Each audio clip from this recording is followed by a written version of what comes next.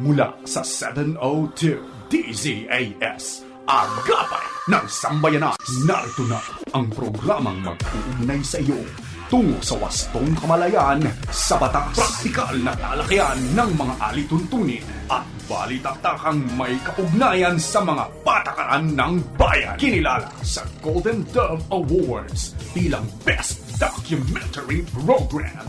Ito ang Tabas ng Batas!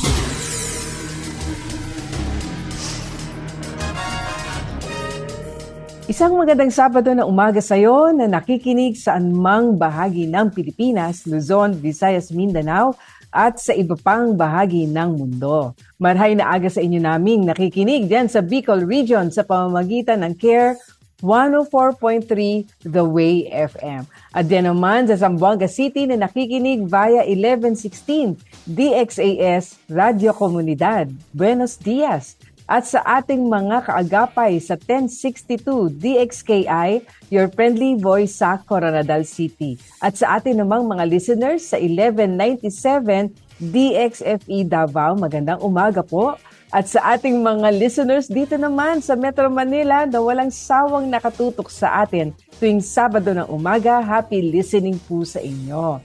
Kami ang inyong mga kakampi sa batas. Ako po si Atty. Chona Cruz Gonzalez. At ako pa rin po si Attorney Jeremiah Belhica at ito po ang inyong programang Tabas ng Batas dito po sa 702 DZAS FEBC Radio TV. Membro po tayo ng kapisanan ng mga broadcaster ng Pilipinas at napakikinggan, napapanood rin po sa Facebook at YouTube channels ng 702 DZAS FEBC Radio TV. At sa Channel 185 po sa Signal TV sa pakikipagtulungan naman po ng GCTV. At tayo ay sinasamahan din ng ating cute crew na sina Absidi Ferrer Tabua, Idel Ison, Phil Lagtapon, Lourdes Magtunaw, Shekinah Abalon, Shaira Gabornes, gayon din yung ating Prodtex na sina Benjo Morano, Reggie Villena, Nathaniel Peralta, Jonathan Reyes at RTV na sina Eileen Valdez, Wenmark Balatukan, Angelica Kalayag, Bong Chica, Jabez Mancio at mga kasama natin sa Bukawi Transmitter Site. At sa punto naman pong ito'y nais naman natin pasalamatan na ating po mga kaagapay na patuloy po nating nakakapartner sa Ministeryo po ng FEBC. Sa tulong po ng Panginoon at sa inyo pong suporta ay 77 years na po natin na ibabahagi ang mabuti at tamang balita ng Panginoong Hesukristo. Sa mga nais naman pong maging kabahagi ng ating pong ministeryo, maaari po kayong magmensahe. Magpadala ho ng inyong message sa aming pong Facebook page ng 702 DZAS FEBC Radio TV or bisitahin nyo na rin po ang aming pong website sa donatenow.febc.ph para sa iba pa pong mga detalye. Ngayon ay dadako na po tayo sa ating pong pagkaing pangkaisipan.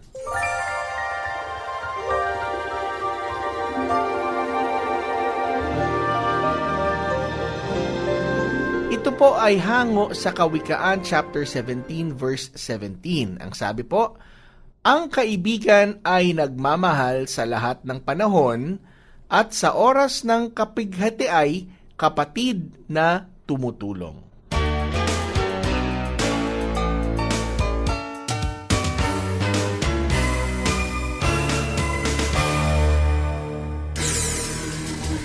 Kayo po ay aming inaanyayahan na makibahagi sa ating diskusyon ngayong umaga. Kaya kung meron kayong komento, lalo na legal na katanungan, maaari niyo ipadala yan sa amin sa pamamagitan ng ating Facebook page, ang Tabas ng Batas FEBC. At habang naroroon po kayo, please like and share. Tayo po ay magpo-pause lang for a break. Pero sa pagbabalik natin ay atin na pong bibigyang daan ang ating napakahalagang topic na pag-uusapan ngayon. At ito ay may kinalaman naman syempre doon sa ating okasyon na ipagdiriwang. Pero with a twist, ika nga. Kaya po, huwag ko kayong maglilipat ng istasyon. Kami po ay magbabalik agad sa ilang sandali lamang dito pa rin sa Tabas ng Batas. Tabas ng Batas! Handog sa inyo ng FEBC Philippines ang Portable Missionary Radio. Ang PM Radio ay naka-pre-tune sa 702 DZAS. Mapapakinggan mo ito saan man naaabot ng ating signal mula sa syudad hanggang sa kabundukan. Pero paano ba makakakuha ng Portable Missionary Radio? Step 1. Mag-donate ng at least 500 pesos sa alinmang official bank account ng FEBC Philippines sa BDO, BPI o Metro Bank. Step 2. Isend ang screenshot ng iyong deposit slip sa Facebook Messenger ng FEBC CCRD. Step 3. Hintayin ang screenshot ng iyong official receipt. Ipapakita ninyo ito sa partner bookstore para makuha ang iyong PM Radio. Mayroon po tayong 16 partner bookstores sa Metro Manila, Bulacan, Cavite, Laguna at Rizal kung saan ninyo pwedeng i-claim ang inyong PM Radio. Para sa kumpletong detalye, bisitahin ang ating Facebook page, FEBC Radio. At kung may katanungan, mag-text o tumawag sa numerong 0947-333-5605. Sumasayang papawid mula sa Maynila. Ito ang Far East Broadcasting Company Philippines. FEBC. Himpilang 702 DZAS. Agapay ng Sambayanan. Tabas ng Batas.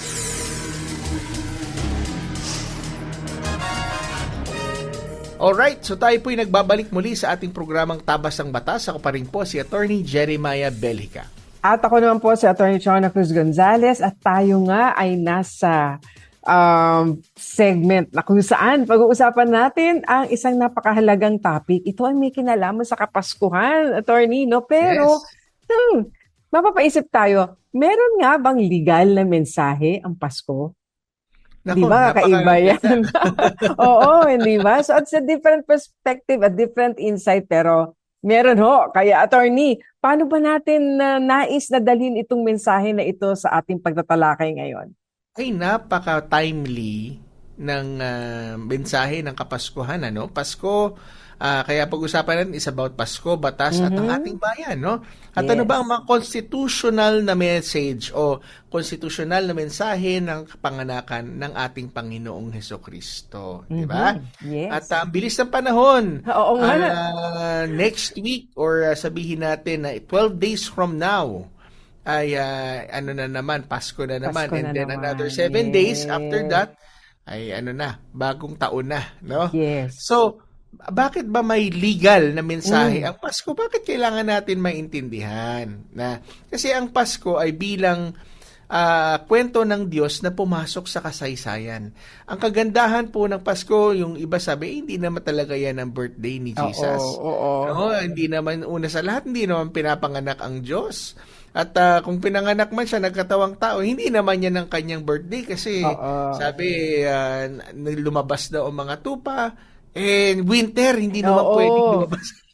Yes. Subalit, pero that's besides the point. The real point is God becoming like man. Sinasabi, God with us, Emmanuel has come. Diba? Ang Pasko ay kwento ng Diyos na naging tao, na pumasok sa lipunan at sa pamamahala dito sa lupa, sa batas at sa buhay ng tao. No, sa atin hong pananampalataya, ang Diyos po ang siyang umabot sa tao. Hindi po ang tao ang siyang umaabot sa Diyos. Our attempts to reach out to God is futile. Pero ang Diyos po mismo ang nagkatawang tao. Kaya hindi ito kwento lang ng pamilya sa sabsaban. Diba? Kasi alam natin, ito yung nasa sabsaban. Pero ito ay kwento ng hustisya, karapatan, at pag-asa sa mga taong wala ng kakapitan at lalo na yung mga taong inaapi. Yes. No? At huwag natin kalimutan din, syempre, mercy. Mercy diba? and love. Compassion and love. Oo. Yan ay napakahalaga. And sa konteksto ng batas, dahil sa pagmamahal ng Diyos at sangkatauhan, ay nagbigay siya ng pag-asa sa lahat ng mga taong wala nang aasahan. No, kaya ang ating konstitusyon dito sa ating bayan ay may malinaw na moral and spiritual na foundation. At makikita natin it aligns squarely in the message of Christmas. Sinabi nga ng ating preamble, no, yung paunang salita ng ating konstitusyon, imploring the aid of the Almighty God, no? At tayo daw ay tumatangi at humihingi ng blessing at gabay at basbas ng Diyos na makapangyarihan sa lahat. Hindi lang basta ng kung sinong Diyos, kinumang Diyos-Diyosan, pero the Almighty God, the God that transcends everyone. Diba? Yes. Kaya nga ang Pasko ay nagpapaalala sa atin that governance, ang anumang kapangyarihan ay accountable hindi lamang sa tao, pero sa Diyos na nagkatawang tao at sa Diyos na lahat ay siyang mananagot. Napakaganda, no? The Christmas reminds us that God is interested in the affairs of men. Katulad na ang mga nangyayari sa ating bayan. Di ba, Attorney? Tama. At saka, kung ang tao nga ay nagbi-build ng kingdoms. Yeah. Si Lord ay ang binibuild niya ay nations, hindi ba? At di mo maubos maisip. At parang, uy, ang Pasko pala, merong connection sa building up the nation, sa governance, ano. Kaya ito po ay isang napakagandang pagtatalakay at gusto nating mabigyan pa ng ibang perspektibo ang mensahe ng Pasko. Kaya dapat malaman natin ang dignidad, katarungan at katotohanan. Ano po, nakalaki pa rin ng mensahe ng Pasko. Alam mo ba ninyo na dito sa ating konstitusyon, at palagi na ninyo kami naririnig ni Attorney Jeremiah na meron pa ring mga basihan sa ating konstitusyon ang mga kaganapan. At ito nga mga konstitusyonal na kahulugan ng pagkakatawang tao ng ating Panginoon ay masasalamin din natin dito sa Article 2, Section 11. Dahil ito ay nagpapahayag ng dignidad ng bawat isang tao. Dignity of every human person. Sa Pasko, ipinakikita ng Diyos na mahalaga ang bawat tao. Alam mo, Attorney, talagang nawa ay huwag mawala sa ating isip at puso. Na ang dahilan kaya may Pasko ay tayo. Dahil sa nagkasala tayong tao at ganun na lang ang pagmamahal ng Diyos sa atin, kung kaya't minabuti niya na, kung tutuusin mo, Attorney, di ba, ang justice, ang katarungan, ang nagkasala, dapat talaga, parusahan. At dito may kaparusahan pa rin. Pero ang umako ng kaparusahan, nating mga sangkatauhan ay walang iba kundi ang ating Panginoon. Ganun ang pagpapahalaga niya sa dignidad ng bawat isang taong kanyang nilikha, kung kaya't ng tayo ay, hindi ba, nalugmok sa kasalanan, minabuti pa rin niya na magkatawang tao upang tubusin tayo. Napakaganda ng pagkakalahad ng katotohanan ng pagmamahal ng Diyos sa atin. Kaya wag po natin ipagwawalang bahala ito. Nakikita man natin sa ating konstitusyon ang pagpapahalaga sa dignidad ng bawat tao. Pero yan po ay nagsimula doon sa ating Panginoon na noong Pasko ay ipinakita po, unang Pasko, ay ipinakita ng ating Panginoon ang kanyang pagpapahalaga sa atin. Kaya nga po, siya ay naging sanggol. Lumaki siya, at talagang hindi lamang siya kumbaga, hindi niya tayo tinubos from afar. Talagang naging kaisa natin siya. O ibang klaseng pagmamahal yan. Kaya merong mga shepherd, hindi ba na tinawag, hindi ba, andyan si Mary, si Joseph, hindi ba na ginamit ng Panginoon, at meron pa rin mga, I believe, di ba, meron pa rin mga spectators doon. Ngayon, this affirms human rights, equal protection, and rejection of dehumanizing practices. Kaya nga po, merong mga konstitusyon na kung saan bawal ang torture, bawal ang cruel punishment, di ba? Bagamat pinapanagot natin, pero hindi naman, di ba, para i-torture mo sila as part of punishment or mutilation, etc. Hindi po, kasi may dignity ang bawat tao. Baski nagkasala, mananagot sa batas, pero hindi po dehumanizing yung proseso at practice. Ang Article 5, ito, pagpapahalaga naman sa pamilya. Paulit-ulit tayo rito, pero nawa po ay tumimo sa ating isip. The family is the foundation of the nation. Alam mo, Attorney, very unique ito sa atin. At nagpapasalamat tayo sa Panginoon na meron tayong ganitong mga provision sa konstitusyon. Ang kwento po ng Pasko ay nagsimula, di po ba, sa isang pamilya Ang Panginoon ay pumunta rito, nagkatawang tao, at siya po ay nandoon sa isang pamilya. Di ba? Napakaganda ng ilustrasyon ng pagkapahalaga sa pamilya. Mahirap, maaring salat sa material na karangyaan, di ba? Maging pag tinignan mo ang pagkapanganak ng ating Panginoon sa sabsaban, ay napakapayak, hindi ba? Pero punong-puno ng biyaya, pagmamahal, pananampalataya. Kaya ang hamon ngayon sa lipunan natin, ang ating mga anak, ang ating mga kabataan, ay dapat din nating ingatan, proteksyonan mula sa exploitation, mula doon sa online grooming na tinatawag, ang mga masasamang epekto ng digital, ang tawag dito, ng mga contents, kailangan po natin silang bantayan riyan. Of course, yung human trafficking, child trafficking, ang mga bata ay na-abduct, kidnap, dinadala sa ibang lugar para, hindi ba, gawing slave. Yan po ay isang malaking problema na kailangan nating harapin, At yung ideological confusion ng kanilang identity, hindi ba? So, napakahalaga po ng ating gagampanang tungkuling mga magulang sa hamon ng lipunan ngayon. At ang Article 3, Freedom of Religion and Conscience.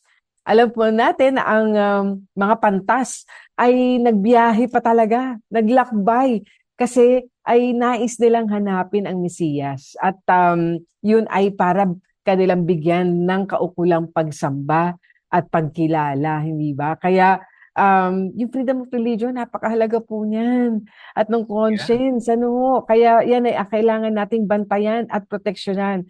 Ngayon po, sa mga pangyayari sa ating bayan at sa ating mundo, meron po mga pagtatangka na ito ay alisin sa atin. Kung kaya, lagi pong dapat ay alerto tayo na ipagtatanggol natin ang ating Christian convictions, including the freedom to preach biblical truth.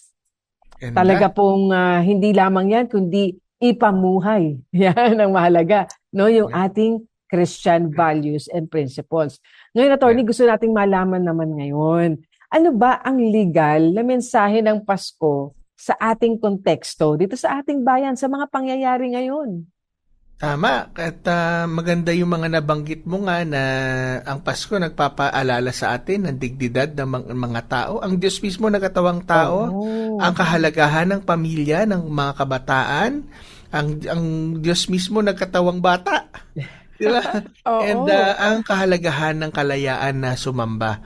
Nakita nga natin na yung mga Magi's ay talagang lumisan pa para mahanap at matagpuan ang tagapagligtas ng sangkatauhan.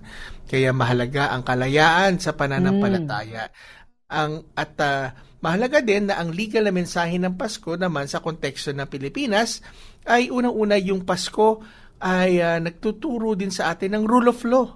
Yan. Paano yan nangyari na ang Pasko nagtuturo ng rule of law? Kasi ang kapanganakan ng Panginoong Hesus, yung circumstansya ng kapanganakan niya ay yung panahon ng nagkaroon ng census. Diba, yung binibilang lahat ng mga pinapanganak na lalaki kasi nga na kutuban nila Herod na papanganak yung sabi nilang hari ng mga Hudyo. So hinanap talaga sila.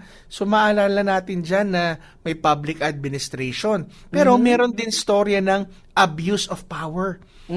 Makita natin si Herod niya ay pinatay ang mga batang lalaki kasi nga yan ay paghamon sa kanyang kapangyarihan. At syempre, yung hustisya para sa mga mahihirap. Dahil, naalala natin, wala ngang matulugan itong sila Mary at si Joseph para sila ay maaaring doon magpahinga at syempre doon din manganak. Kaya nga napunta sa sabsaban. Diba? Kaya very timely na ating i-reflect ito. Dahil sa ating bayan ngayon, ano ba ang mga katarungan? Tayo ba ay nagiging makatarungan lalo na sa mga mahihirap at hindi lamang dun sa mga maimpluwensya? Ang sabi nga, may kasabihan nga nakalulungkot na wag naman sanang ito ang maging katotohanan sa bayan na ang hustisya ay para sa mga may pera lang. Diba? At makapangyarihan. At makapangyarihan.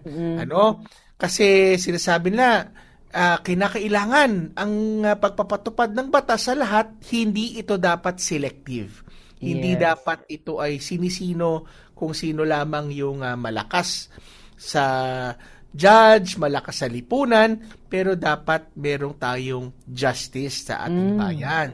Yes. At ilan sa mga issues na napag-uusapan, yung mga proteksyon sa mga whistleblowers, yung gustong kumanta na kanilang nalalaman kasi sila'y kasabwat, yun ang whistleblower. Yes. At yung mga witnesses, yung bagamat hindi sila sangkot, pero gusto nilang magpatunay at magpatotoo na nangyari. At syempre, yung mga ordinaryong mamamayan, Oh, kinakailangan yan. maproteksyonan, Yes. no?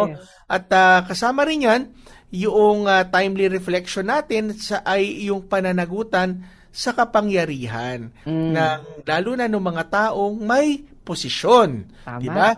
Kasi ang sabi ng Article 11 sa ating konstitusyon, public office is a public trust. No? Napakasimpleng mga bagay yung nangyari sa Pasko, pero may connection pa rin pala, no, sa ating batas at sa ating sistema sa ating bayan. Kasi ang Pasko ay ang pagsasabi ng Diyos sa atin, injustice will not have the last word. No, hindi hahayaan ng Diyos na ang inhustisya ay hindi ang inhustisya ang siyang may huling halakhak sa buhay natin. Hindi man dito sa lupa, pero sa darating mga panahon. And when He restores His kingdom, sinabi, He will wipe away all the tears. Diba? Because God is a just God. So ang Pasko ay isa ring mensahe na nagpapatunay at hindi lamang ng rule of law, pero ito ay nagpapaalala sa atin ng mabuting pamamahala o yung sa English, good governance. No? Kasi sinabi ng Article 2, Section 27 ng ating Constitution, the state shall maintain honesty and integrity in public service. So ang liwanag ng Pasko ay ang liwanag laban sa katiwalian, sa red tape, sa mga political violence, ang misuse ng government authority, at yung mga panlilinlang o yung mga fake news, no?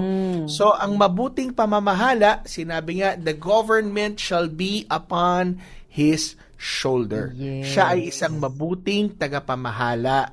Yan ang prayer natin, no?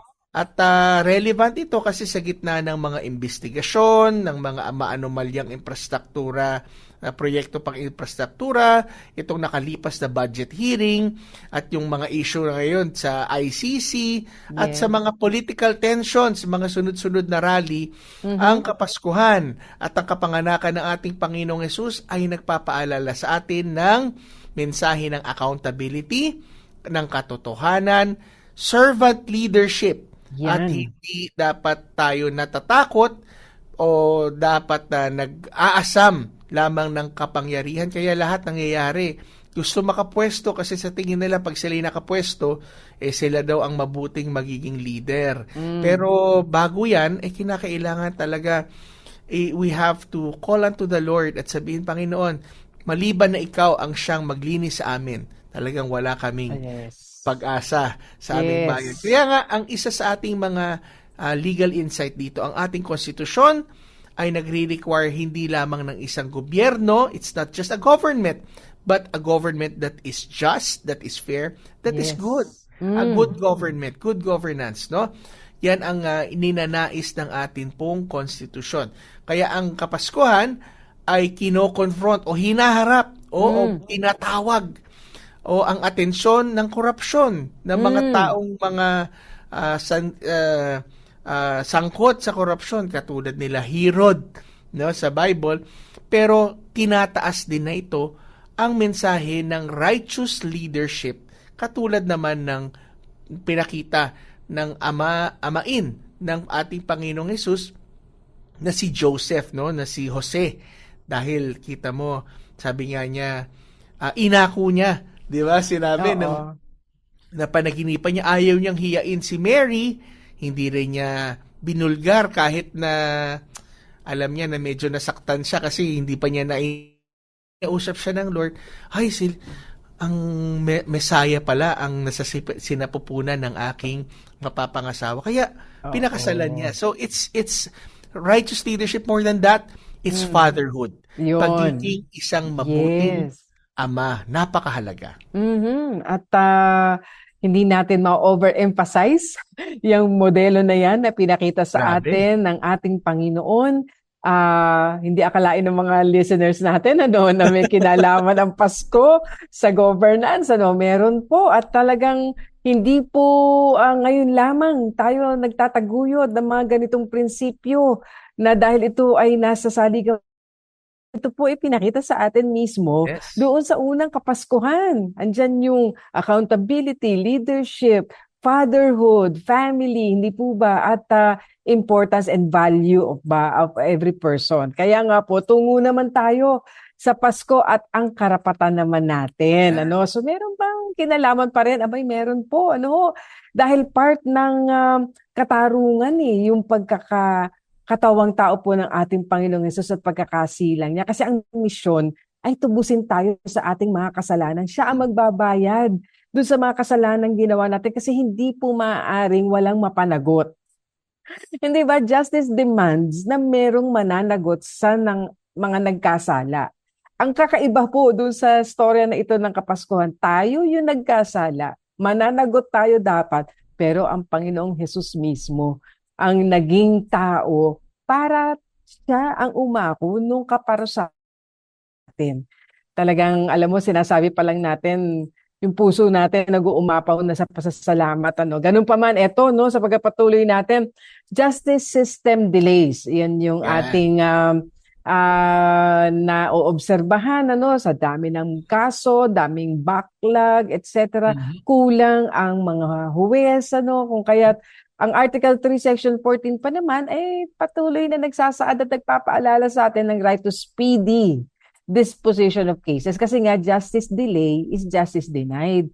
That's right. Na talagang tumatagal, minsan dekada na yung kaso, So parang hindi agad makita, at madaman yan yung katarungang hinahanap dahil napakatagal ito, Kasi kung titingnan po natin, mabilis din nga naman ang tugon ng mga anghel, ng mga pastol, at ng mga pantas po doon sa tawag ng Diyos sa kanila.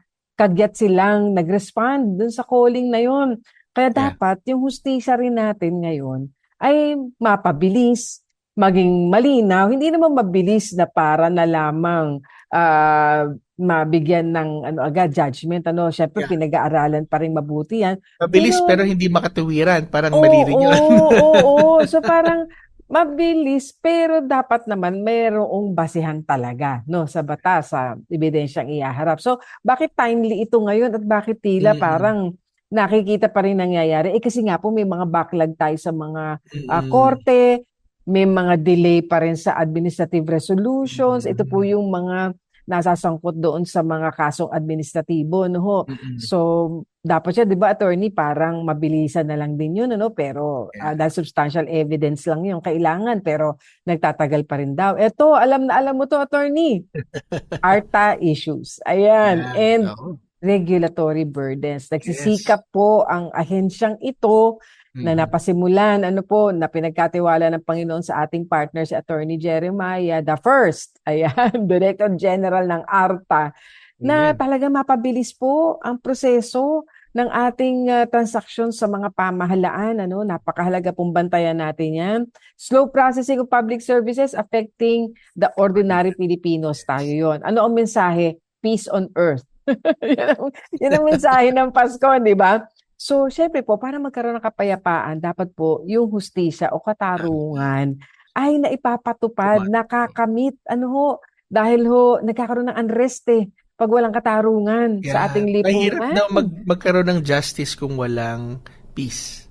Mahirap magkaroon ng peace kung walang justice. Totoo naman yan, di ba? Kaya nga po, isa pang mahalagang mensahe din ng Pasko ay protection of children. Article 15, Section 3. Di po ba ang ating Panginoong Hesus ay, di ba, naisilang dumaan siya sa proseso. Siya ay nagsimulang maging tao sa pamamagitan ng pagiging bata, hindi ba? Pero di siya nanatiling bata, oh. Lumago at lumaki at na-develop, naging mama talaga ang ating Panginoon, ano? Umabot nga siya hanggang 33 years old, di ba? So ngayon, bilang proteksyon sa mga kabataan, nandiyan naman ang ating patuloy na pagsugpo diyan sa trafficking, sa online sexual abuse and exploitation of children. Ina-address din ang mental health struggles ng mga kabataan natin. At napakahalaga nito, dapat po i-proteksyonan natin ang ating mga kabataan sa harmful ideologies na tinatarget po na questionin ng mga kabataan yung kanilang identity, yung pagkalikha sa kanila. There is nothing wrong sa pagkalikha ng Panginoon sa atin. We cannot overemphasize this. Hindi po maaaring magkamali ang Panginoon sa pagkalikha sa atin. Kung nilikha tayong lalaki, lalaki tayo. Kung nilikha tayong babae, babae tayo. Walang in-between. Bakit? May layunin ng Panginoon eh. Yun ang disenyo niya. Kaya po hindi totoong you are born in the wrong body. Hindi po maaaring magkamali ang ating Diyos na lumikha sa atin. Of course, kung mahal ng Panginoon ang mga bata, ay tungkulin ng Estado at lipunan na proteksyonan sila. Kaya nga po, napakahalaga rin ang proteksyon ng buhay at ng mga mahihirap. Ito na yung social justice provision ng ating Constitution, Article 13. So, ina-affirm po ang constitutional duty to uplift the marginalized at address poverty and hunger. Marami na tayong proyekto at programa riyan. Pursue economic justice, protect labor, farmers, families, seniors, and OFWs, at of course, yung mga kabataan natin. At ang mga issue, syempre, yung inflation, unemployment, yung mga threat to national security dahil sa ating mga may makinalaman sa livelihood and pressing need for moral governance. Ngayon, attorney, ano ba yung pamamahala naman na masasabi natin sa ilalim ng sinasabi sa Isaiah, di ba? 9:6, di ba? Na the government shall be upon his shoulders. Tama. Kaya nga, nabanggit mo lang kasi high cost of living. Pinagdidibatihan yung 500 na Noche Buena. Diba? Pero tingin ko kaya naman, kaso lang talagang mahirap. No? Pero yun nga, sinasabi natin na isa yan sa mga bagay na kinakailangan natin tingnan. Hindi na minsan pwede na to. Diba? Kasya na to. Pero it's more of, Lord, ano ba ang sapat para magkaroon naman ng isang dignified, na may dignidad na uri ng pamumuhay ang ating mga kababayan. No? And sinabi nga na kasama pa rin doon sa topic natin na pagdating sa legal na mensahe ng Pasko sa konteksto ng ating bayan, ay iyan na nga sinabi mo. Ang pamamahala sa ilalim ng ating Panginoon. Sinabi nga ng Isaiah chapter 6, and the government shall be upon his shoulder.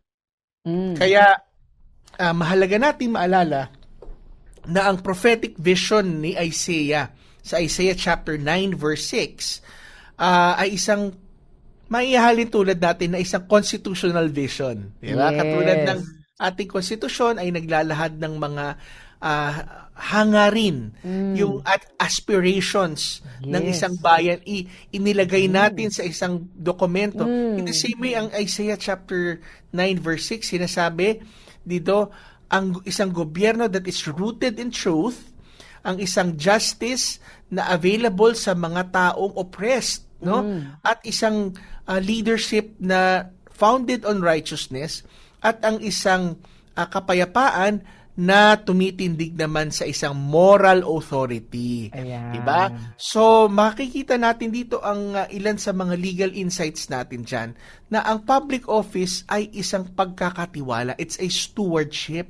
Wow! Ang ganda no? Ito'y stewardship, ito ay hindi ownership. Yan. Hindi pala ang magandang paalala. Pagmamayari. No? Hindi sa atin. No, ako to, akin ito. Kahit ang role natin bilang magulang, it's a stewardship from God.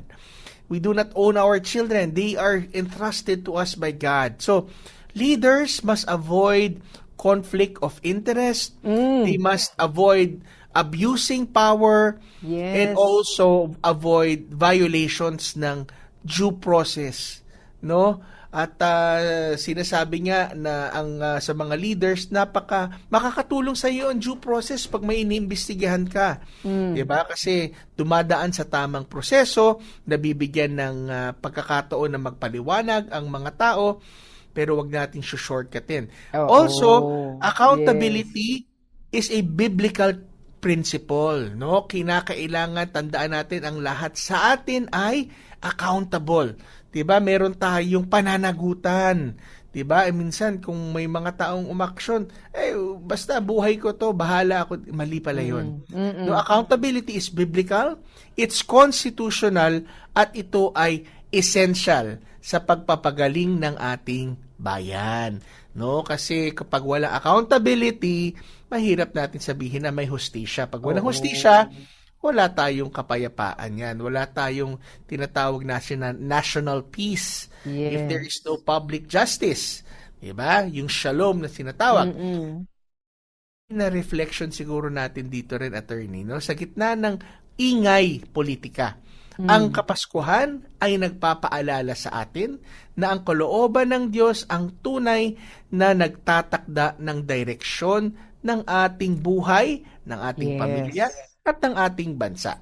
Walang sino mang opisyal man o institusyon ang nasa ibabaw ng batas. No? Lahat tayo ay accountable sa batas at accountable tayo sa Diyos. Kaya nga, ang ating konklusyon para sa bawat sa Pasko ngayon, attorney. Para sa bayan at may kinalaman sa batas. So, of course, Christmas calls us to rebuild our nation, the Philippines. Pinagkatiwala ito ng Panginoon sa atin. Sino pa ba? Hindi ba ang magsusulong ng tunay na pagbabago at development dito sa ating bansa, kundi tayo ng mga Pilipino. Pinanganak tayo rito, binigay ito sa atin ng Panginoon. Kaya po, sa 3 pillars na kinakailangan nating itatag na muli ang isang matibay na bansang Pilipinas, kinakailangan po siyempre truth. Di ba? Laban sa kasinungalingan at panlilinlang. Ito, attorney, hindi na to yung datang na relative truth. Hindi na to yung, ano ba yung katotohanan mo sa katotohanan ko magkaiba? Ay, hindi ho, dito, iisa. Ang katotohanan, laban sa kasinungalingan, linlang. Ayan. So, ano pa po? Bakit na kailangan din i-rebuild natin ang ating bansa sa katarungan? Ito po yung paglaban natin sa katiwalian at pang-aabuso. Kaya nga po, marami sa ating mga kababayan tumitindig talaga, pinaparinig ang mga boses. At pinapaalam natin sa ating pamahalaan na laban tayo sa katiwaliang nangyayari at pang-aabuso sa kapangyarihan. At lakipan natin ito, of course, ng pagmamahal natin sa ating kapwa. Merong compassion, merong social justice na tinatawag, at yung pagpoprotekta natin sa ating mga pamilya. Napakahalaga po niyan. Amen. Talagang kaya kapag yan ay inalala natin, ngayong season na kung saan inaalala natin ang pagkakatawang tao ng ating Diyos, nagpakilala sa katauhan ng ating Panginoong Hesus, pwede nating sabihin na ang Pasko pala ay maaaring maging isang national reset sa bawat isa sa atin. Kasi ito ay nagpapaanyaya ng pagsisisi, reflection sa ating sariling buhay, sa ating mga relationships, repentance, renewal, and rebuilding. Di ba? Repentance, renewal, at rebuilding. At baka sakaling ito ay magdulot ng ating reformation ng ating bayan. So, ang Kapaskuhan ang siyang nagcha-challenge sa ating bayan na bumalik sa katwiran at gayon din sa moral direction and spiritual leadership ng Diyos sa atin. Kaya bilang paghamon sa ating mga taong bayan, attorney, di ba? Kung tunay nga nating ipagdiriwang ang Pasko, dapat siguro makita sa ating paggalang sa batas, sa pagtataguyod sa katotohanan, paglaban natin sa katiwalian, at pag-ibig natin sa kapwa. Dahil nga naman, yung ilaw, doon sa Bethlehem na gumabay sa mga pantas, dapat magliwanag din sa ating pamilya, unang-una, sa ating lipunan, sa Kongreso, di ba? Sa palasyo ng Malacanang, sa ating mga korte. At yun nga, hindi natin ma-overemphasize yung kahalagahan nitong ilaw ng ating Panginoon na muling talagang sumilay, ikangat magliwanag sa ating mga buhay at sa ating mga pamilya. Tsaka sana sa ating pag-celebrate ng Pasko, paglaban sa ating mga sigaw laban sa corruption, sigaw para sa hustisya, sana i-apply natin sa ating mga sariling mga buhay. Ayan. That we will also live in truth, in righteousness, in love, in unity, in humility. Yes, dahil sa atin nagsisimula. Nagsisimula. Tunay na pagbabago, oo. Yeah, meron niya ako laging sinasabi before dun sa aming grupo na kabataang bagong buhay sa pagbabago ng lipunan sa sarili simulan. Pero ang pagbabago ng sarili, ang Diyos ang nagbabago ng puso ng tao. Tama. Tamang-tama. Kaya nawa po sa ating pagtatalakay ng kahulugan ng Pasko, in a legal perspective, ay nakapulutan po natin ng aral at nawa po ay maisapamuhay pa rin natin ang diwa at tunay na kahulugan ng Pasko. Amen. Sa pagbabalik po namin ay susubukan na po namin sagutin ang inyong pong mga katanungan legal ni Attorney Chona. Kaya wag ho kayong aalis. Pabalik po kami dito lamang sa Tabas ng Batas. Tabas ng Batas! Panata para sa tunay na pagbabago. Sa sarili at pamilya. Inaalagaan ko ang aking sariling pamilya. Tapat ako sa aking asawa at tapat sa aking mga anak. Tinuturuan ko ng tama ang aking mga anak at ginagabayan silang maging tapat na mamamayan. Pinipili kong mabuti ang aking mga kaibigan. Inaalagaan ko ang aking pangalan at dangal. Pinagyayaman ko ang aking kaisipan at hindi sinasayang ang oras ko. Sa aking trabaho at propesyon, pumapasok ako ng tamang oras at tapat sa trabaho. Hindi ko inaangkin ng gamit ng opisina. Hindi ko dinadaya ang aking mga kliyente. Hindi ako nanunuhol. Hindi ako nangongopya, nanlalamang o nandadaya ng oras ng trabaho. Lumalaban ako ng patas sa lahat ng larangan. Sa aking pagiging mamamayan, nagbabayad ako ng tamang buwis. Hindi ako namimeke ng ID o dokumento. Hindi ako bumibili ng peking produkto. Sumusunod ako sa batas trapiko. Tumatawid ako sa tamang tawiran. Pumipila ako ng tama. Hindi ako nagkakalat ng tsismis. Ginagalang ang mga nakatatanda at nagiging mabuting ehemplo sa nakababata. Hindi humihingi o tumatanggap ng pera mula sa mga kandidato sa panahon ng eleksyon. Hindi sumasali sa vote buying, pinag-aaralang mabuti ang mga issue bago bumoto o magdesisyon.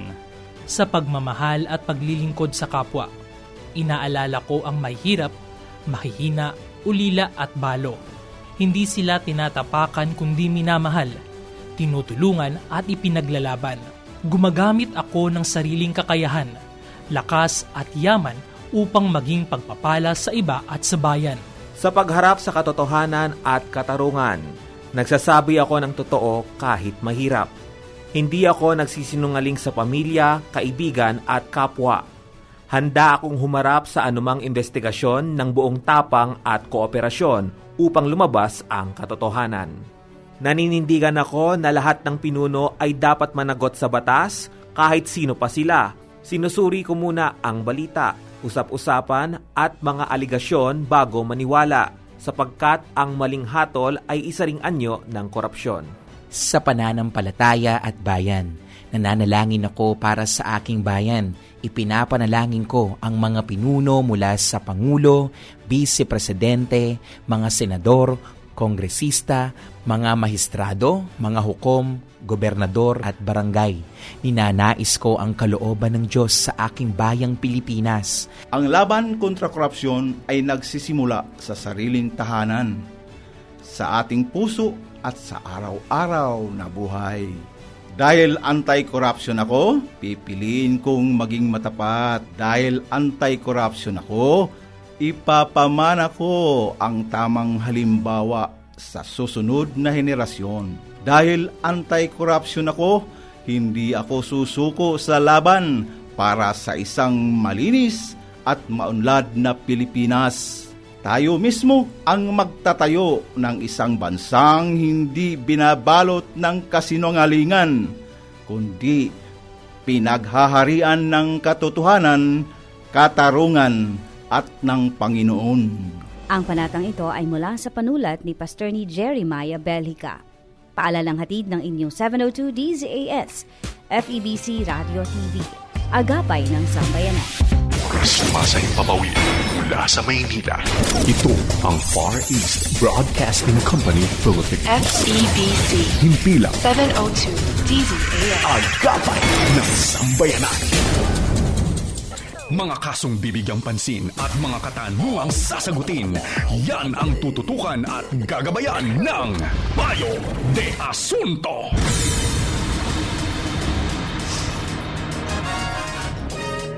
Alright, so tayo po'y nagbabalik muli sa ating pong programang Tabas ng Batas. Ako pa rin po si Attorney Jeremiah Belhica.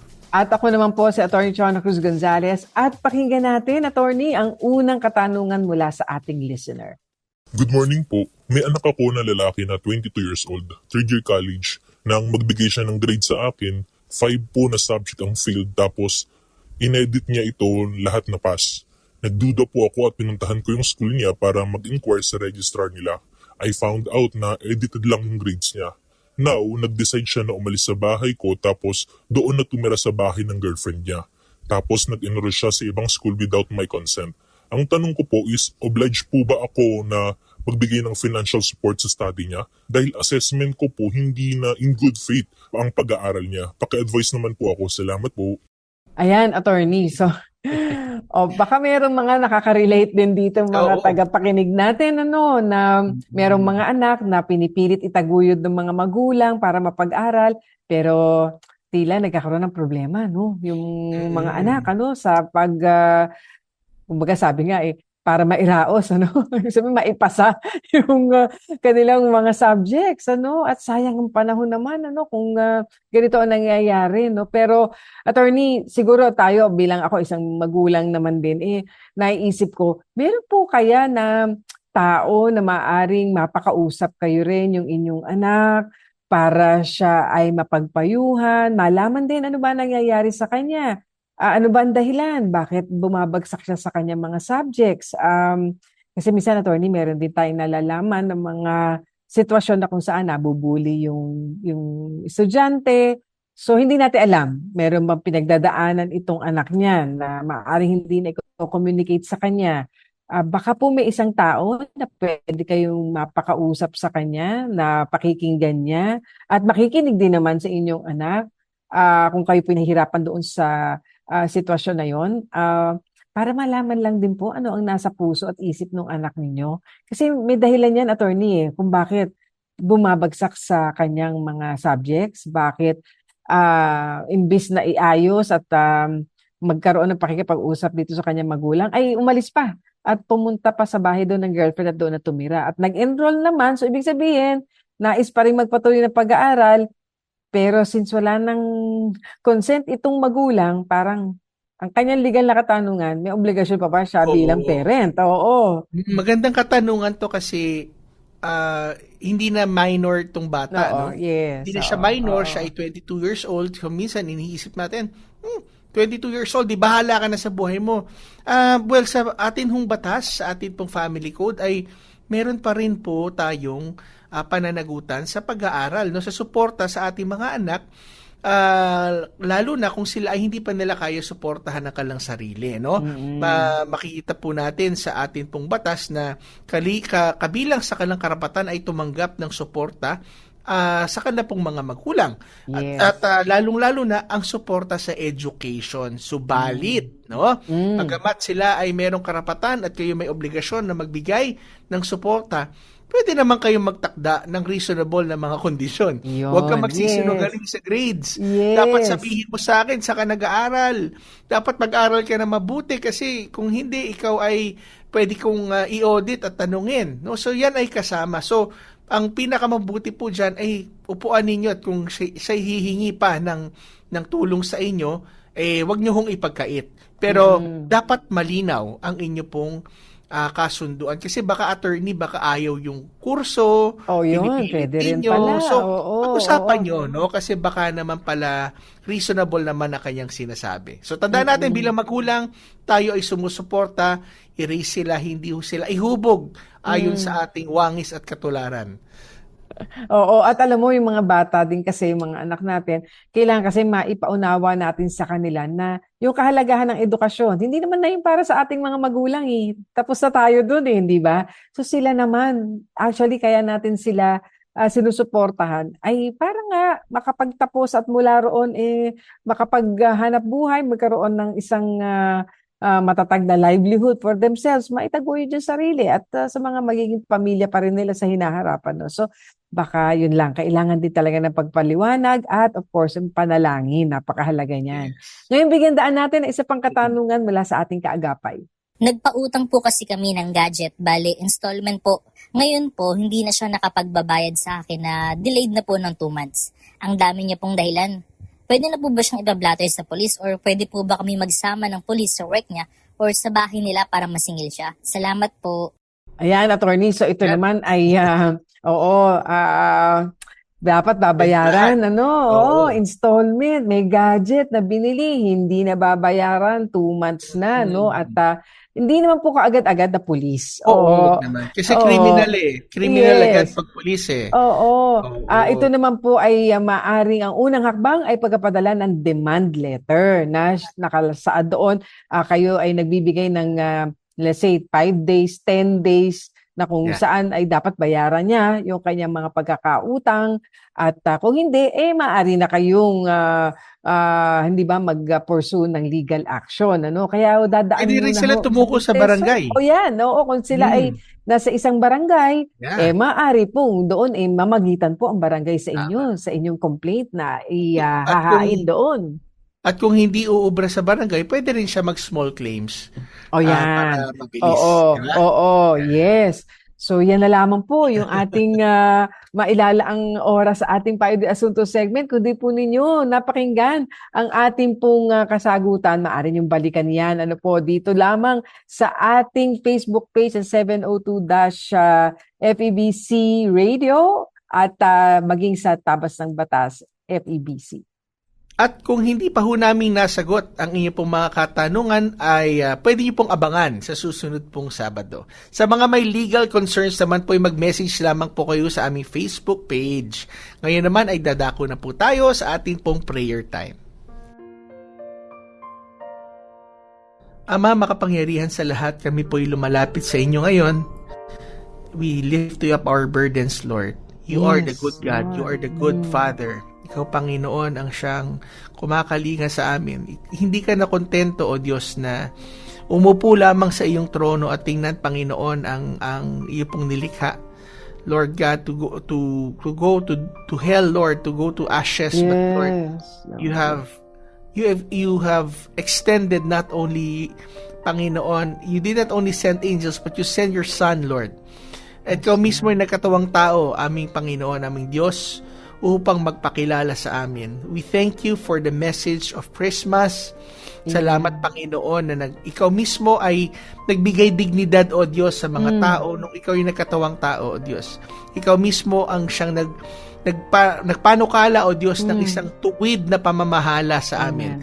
That you have come, Lord God, to establish your kingdom here on earth, Lord God. And one day, Lord, makikita namin ang isa pong mundo, Lord, isang kaharian, O Diyos, na merong order, merong pag-ibig, merong peace, that you, Lord God, you, Lord Jesus, would reign forever and ever.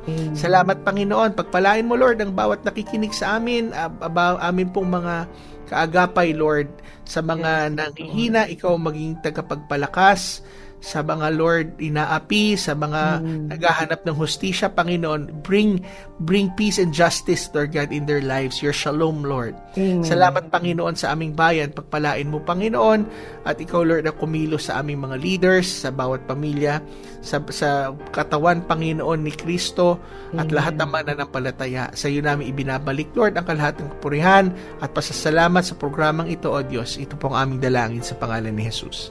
Amen at amen. Salamat po mga kaagapay sa lahat ng mga tumutok sa radyo, sa online, via Facebook, via YouTube, at sa Channel 185 sa Signal TV, sa GCTV. Kami po ang inyong mga kakampi sa batas tuwing Sabado ng umaga. Ako pa rin po si Attorney Jeremiah Belhica. At ako naman po si Atty. Chona Cruz Gonzalez, nag-aanyaya sa inyong lahat na samahan kaming muli sa susunod na Sabado sa parang oras at himpilan. Kaya't lagi po nating tatandaan, kung ating uunawain at susundin, kakampi mo ang batas. Nais po naming makarinig mula sa inyo para sa mga kuro-kuro, mungkahi o mga bagay na nais ibahagi sa palatuntunang iyong napakinggan. Sumulat lamang sa 702 DZAS, Agapay ng Sambayanan, 1 Corporate Center, 46th floor, Doña Julia Vargas Avenue, corner Meralco Avenue, Ortigas Center, 1605, Pasig City. O mag-email sa dzas info@febc.ph.